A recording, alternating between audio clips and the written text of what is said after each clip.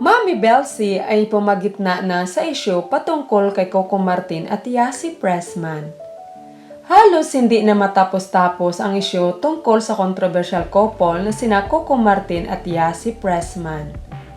Na mapasa hanggang ngayon ay usap-usapan pa din ng sambayanan kahit hindi na magkasama ang dalawa sa seryeng Ang Probinsyano. Sa katatapos lang nakaarawan na aktres na si Yasi Pressman, ay maraming mga lumabas na mga balita na mayroong sorpresa di umano ang aktor na si Coco Martin sa dalaga, na labis na ikinatuwa nito.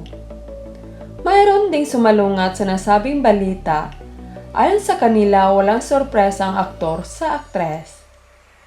Dahil sa bangayan ng magkabilang kampo ay nagsalita na din ang mami na aktres na si Mami Belsie. Ayon kay Mami Belsie, matagal na magkasama ang kanyang anak at ang aktor sa seryeng Ang Probinsyano at sigurado na kilala nila ang isa't isa.